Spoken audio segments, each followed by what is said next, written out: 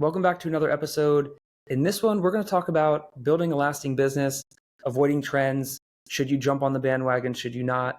AI, the Industrial Revolution, all of it. I think there's a lot to unpack here. I really like this because the theme of the week for me in talking to my family as we start to move the business, I'm saying goodbye to friends and family. A lot of things that have come up, even in the political sphere, have been long-term versus short-term gains. And I think even in terms of religion and science, you see a lot of this stuff play out. So I'm really excited to explore this. Why don't you kick us off? This was an idea that you had to kind of talk about this topic. How do you see it in terms of AI? And, there's so many people, I've been through this so many times, right? Like with our last company, it was like, Angular JS is so hot right now. It's so hot. It's like the thing. And then it's like React comes out. People are like sketchy because of licensing. And then React is cool. And like everyone's on the React train. And now it's like VR, AR, whatever, which kind of, in my opinion, fizzled. And now we have AI, which really hasn't fizzled. I mean, the hype has died down, but it definitely is here to stay. And I want to tie this into the Industrial Revolution, but instead of ranting, why don't you kick us off with your thoughts? I like the rant, by the way. So I'd love to hear your rant on the Industrial Revolution at some point. But yeah, I think it's a good time period to reflect on the landscape right now from since I started this company in October and where we are today. So October 2024, I started InstaHere, and the goal was really to create a way to speak with people on the phone using AI assistants that could handle really what is like the first conversation for a business to have with either the job applicants or its customers, right? Not further down the funnel, but really like the first intro conversation. Where if you look at a funnel, the funnel is really big at that point of the funnel until they get qualified, right? So we're helping, where our business stands is we are helping to narrow down that funnel to get the leads to be qualified so that when they do make their way to the business is really focusing on the most promising opportunities for itself. And typically these opportunities are handled by salespeople, or they're handled by contractors, or whoever is the next person in line. It could be a recruiter if it's for hiring, right? So stepping back, it's been a couple months since October and the time has flown by. But what's fascinating to me as we've gone through this exercise of seeing some changes in the AI models for voice, right? We started off with a voice that we internally were calling Jen, and that voice provider was fantastic. It was really, really stable, very professional, perfect level of upbeat. And then all of a sudden the provider updates a model and forces us to upgrade. And needless to say, there's a lot of settings on AI. I'm not going to get into the weeds on that, of temperature and cutoff points for conversations, those types of things. Basically, the whole month of March was a lot of debugging to figure out what went wrong, because we didn't actually push any code. It was a model change that we've now locked down the very specific model and all the settings in source code. So we're not just playing around with the latest and greatest beta version of these new amazing models. But what that brings me to my point is that going through that exercise of trying to find we had to unfortunately get rid of a vendor, our big vendor for voice, it's called TTS, talk to speech. I got an opportunity to research the field and see what are the other players out there. And one thing that was very apparent is, since starting this company just in October, right? So that's about, gosh, how many months ago is that? That's like 8 months ago, maybe, from where we are today. There was only 2 or 3 players in the space for what's called call orchestration, in the AI call orchestration. That means these are companies that are stitching all these services together to make sure, just like a conductor and an orchestrator, they are playing really smoothly. So I can really focus on the next level of building InstaHere, which is really managing scripts and managing where the data is coming from, where the data is going. And now almost every single provider of talk to speech, or a text to speech, or speech to text, or call orchestration, they are now offering their own voices. like I was blown away by just the selection of voices. And so it's just it brings up the point of like it's very easy in this space to replicate these core underlying services that power a lot of this AI. Just like it's easy for, I wouldn't say easy, but now you've got, when we started with AI really in late 2022 when Chat GPT hit the scene, I think it was 3.5.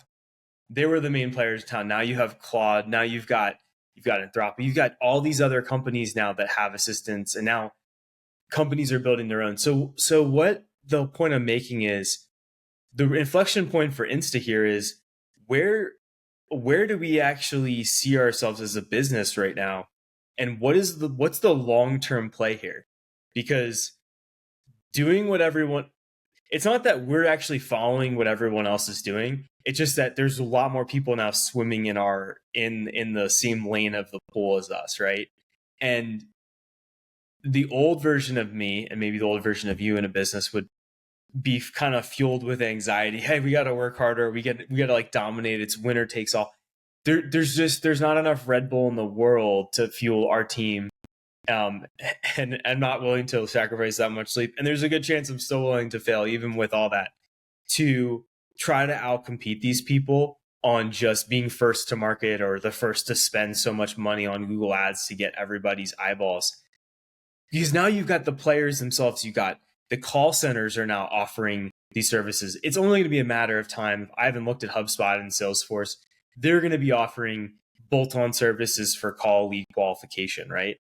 So that doesn't make me fearful at all, because I've seen this trend happen a lot in technology. It's how it goes.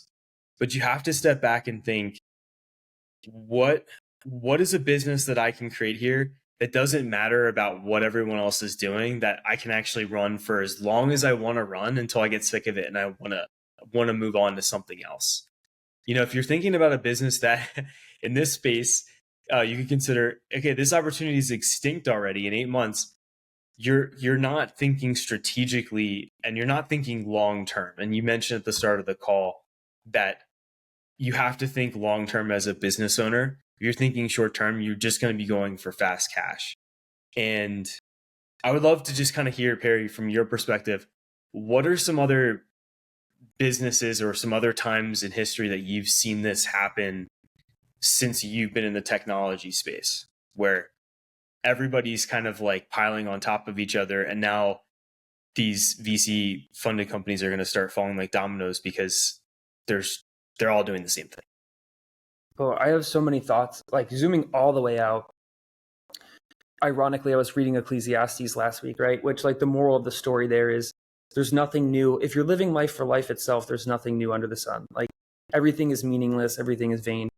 And in that, you know, when you first presented this idea, I'm like, the Industrial Revolution, right? Like, not that I lived through that. I mean, I am getting old, and I do have gray hair, but that's certainly outside of my timeline.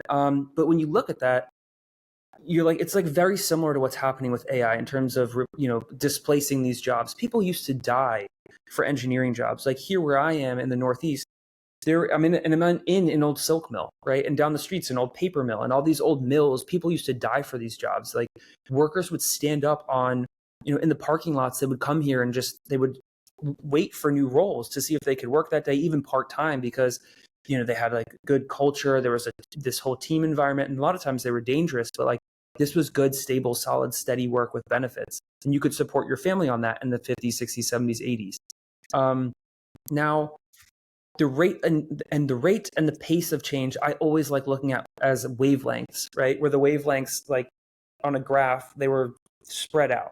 Well, now they're very close together like this, because when you have, you know, you had coding used to be, when you started out, it was, you had to do it yourself and it was hard. Now you have AI and it's like some intern that we could hire can learn how to code faster than ever and do more than we ever could, you know, a year into learning code or whatever, because they have ChatGPT write their stuff for them. And so the rate and the pace of change it's at a scale never seen before.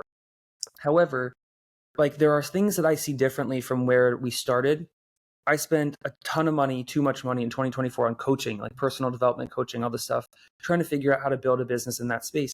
One of the things I learned was niching is important. Niching down is important. However, going into a saturated market is not a bad thing because it means the market's already established.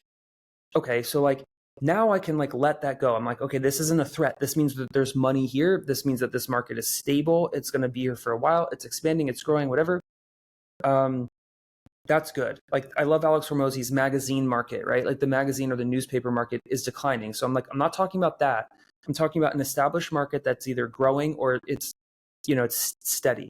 So that's not a threat in the same way that I think it used to be. Like you and I years ago used to bounce from idea to idea because we're like, oh, there's too many people doing this. And like, I don't fear that anymore. So then, what the viewer that's watching this, it's like, what's the solution for them? Like, I'm not, the purpose of this isn't to fear monger, right? It's like, how do they solve that problem? For me, I like a lot of what Myron Golden said or talks about in terms of like, when you start, there's two ways I think to look at this. You can make the business super unique, which is getting harder and harder to do. Unique, niche down, whatever, like you could serve a specific customer, right? So for us, like with Insta here, we're choosing to go more of a value route than a volume route. So it's not like click and pay, set up your account right now. There's no hand holding, whatever. Like we're like, no, like we talked about this and we want to help people build a tailored solution to their business, whether it's inbound calls, outbound calls, a combination of them, whatever their use case is. We want to not only maintain that service, but help them build around it and grow that. Can we double click on that? Because I want to reflect back on, that's a huge change and shift of a mindset shift on what we had back in 2016, 2017, where we were like, Eventer, the employee engagement platform, we're like, it's not selling enough. We have to put a virtual tour, a demo for people to be able to see how it happened. And I don't recall the analytics or metrics on how successful that was. I know that was towards the end of it. It was kind of more of a Hail Mary approach. The demo was really cool, I will say, that we did create. But that's an important lesson, I think, for people to hear, is that just making it easier to get to the checkout page is not going to solve your problem of sales. And so or your competition and your competitive strategy. When you say value versus volume, you're really saying we're focused on service and we're focused on, I like to say, a higher level of handholding for customers, where we do more of the implementation and we're not just like, you come from a Google ad, you get to a landing page and you can create your first assistant and then boom, you're ready to go. Like you've got your assistant and then you do all the work to kind of plug it in and customize it with like some level of help. What we're talking about is we could do that. And I know that you and I, we liked some of that idea, but that is the lane that's the lane of all the things I've been able to play around with. Right.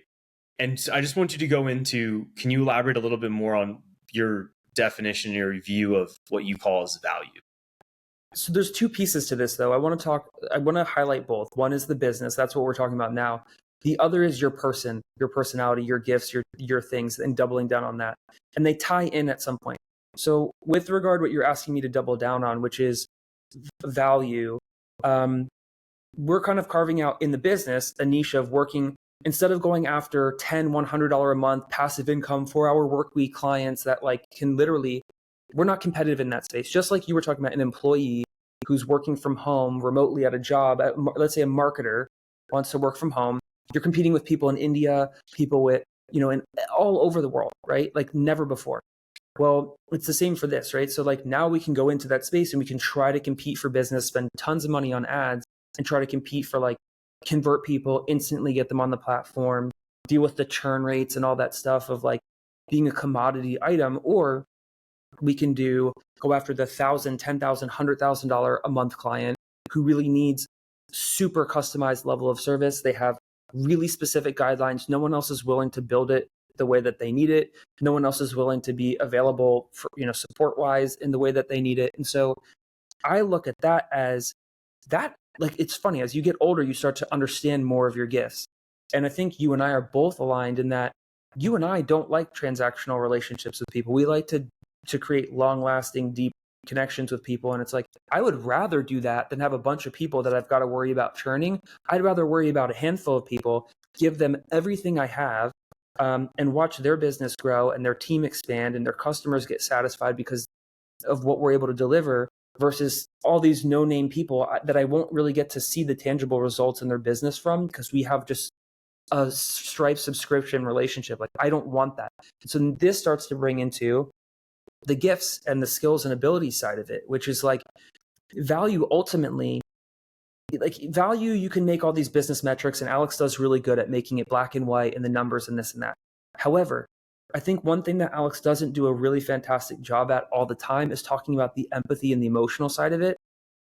Whether you have a husband, a wife, brother, sister, whatever, if you have people in your life, think about someone that made a big purchase, and or even you, but it's harder to do for ourselves.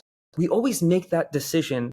If you really, really evaluate it, the point of the decision is emotional. I'm getting this car because it has all-wheel drive and it's safer in the snow and it's, 5-star crash. All of those things may be true, but the reason you're getting it is because it made you feel good when you drove it. You like the experience of it. You like the status that comes with it, whatever, right? So we make decisions emotionally. And so there is this whole other component of things that are happening underneath the surface. And that's not just in the beginning of the relationship, like with our one client that is our largest client. We have this thing that we've talked about doing for them, which is showing empathy for something that's important to them and throwing some financial support behind a thing that they're passionate about.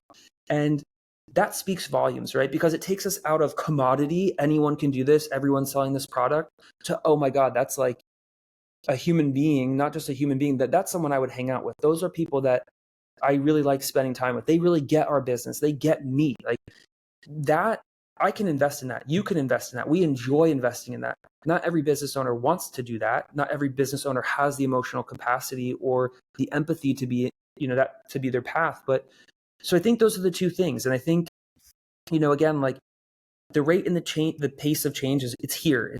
It is going to get faster and faster. Businesses are going to die faster and faster. Things are going to come and go faster than they ever had before. And so I think like, really it is doubling down on niching down on your business. Like in the past, I think you and I would have been scared to, in some of these videos, we talk about God and our position on, the Bible and whatever, like you and I would have been fearful of that. Now I'm like, I don't care. Like, number one, that's the most important thing to me that guides ethically the company and like what we're going to do. And we're not perfect. We're going to make mistakes, but that is our North Star. Like that's our guiding thing. And then into that, I'm like, I know that by cutting that audience in half, that is a niche. We're not for maybe people that don't align with that and people that are more combative, or maybe they just don't align with some of the beliefs that we have from that perspective. And I'm okay with that. I wish them well. I hope they do great. If we can help them for a season, I would love to. But like, we are looking for a certain type of client, just like that client's looking for a certain type of product. And so I'm like, go all in on that. And so many companies, they try to straddle both sides. They want to be everything to everyone and they become nothing to no one. And so I think there are these ways in your marketing, your sales, your who you are as a company, your DNA, to start niching down. It's not, people talk about niching and they always think the product, the customer, but it's not just that. It's like also your delivery and who you are as a company, like who you select as employees. Like all of that can be kind of niched down and to create like one coherent, consistent message. And I think that is a more sustainable business. It might be harder to grow over time, but like anything, you can take steroids and get jacked very quickly. And you can live with the results of that the rest of your life. Have you ever seen those scary videos of guys that look like they have breast implants because they took steroids and their bodies are just mutilated? Like I would rather do it the natural way. The natural way.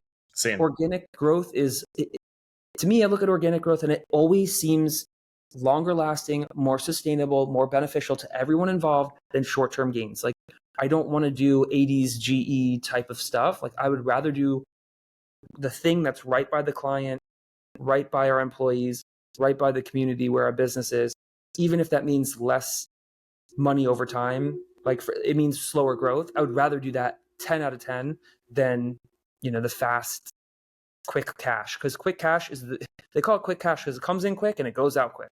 So that's my hot take on it. Yeah, I think you bring up a good point too of where in your business is actually, where is the value really added? And for us, the more I've learned is it's added with service, and it's also, but that rolls up to brand. right? And brand is really like, are you there for your customers? How do the customers feel about you? And word of mouth. And those are things that are very difficult for anybody with a laptop anywhere in the world to compete on. You don't just create a brand overnight. It takes time. And it's something that becomes the asset, can become is really the most valuable part of any company, because anybody can create the technology that we're creating. Pretty confident that's possible. It's the wrapper around it and that's actually, I think, another point too, to something that where we've grown a lot in is like, we're not looking for just a job. If we didn't want to have customer support and we wanted to be transactional based, and I could wire up, I know enough AI, I could wire up everything to be, all the customer service could be done via AI. I could have a cell phone number where the AI could be responding, could be looking up the account details, and I could personalize it to have my tone and voice. But we actually enjoy working with people. We enjoy going to conferences now. 10 years ago, I didn't necessarily enjoy that. Now I'm like, I'm dying to get out of my house and actually see people face to face for commerce. Like, I think the dream is I do love building stuff on the computer, but I need to get out and actually be in front of people as well. And I know that you feel the same way. You feel supercharged with that. And I think that's going to help us long term with our competition, because there's a lot of people that just aren't willing to do that, or they think it's beneath them because you can just automate everything. Or they're an introvert. Like, I've heard that a lot recently. Yeah. And I have thoughts on that. I think this is a good place to end. I think we could do a video on brand after this. And maybe what is a brand, what is not a brand, what are the components of it? Anything else that you would like to add tactically that might help somebody solve not becoming redundant in this crowded space? Any other thoughts that you might have as a solution that someone listening to this might be able to hear and say, don't worry. I think the two things are, if everybody's piling onto the space, or it's been there for a while, there's money to be made. So you just need a very, very small sliver of the pie, of a large pie. Way better than trying to get the whole pie for yourself, because no one's there. We've been there before, and our pie was baked ahead of time, and there was there wasn't the opportunity quite there. Then during the pandemic, we saw employee engagement explode if we just waited it out for a couple more years. But so we're doing something different where this is a very busy space. So I think that's the takeaway, is don't worry, because when have worries ever added a single moment to your life? That's a great line from Jesus in the book of Matthew. And it's a really good thing, like you said, if there's lots of people in the space, that means it's validation. That means there's money to be made. Well, I'm not going to top Jesus. So we'll end it at this, and we'll do another video on brand.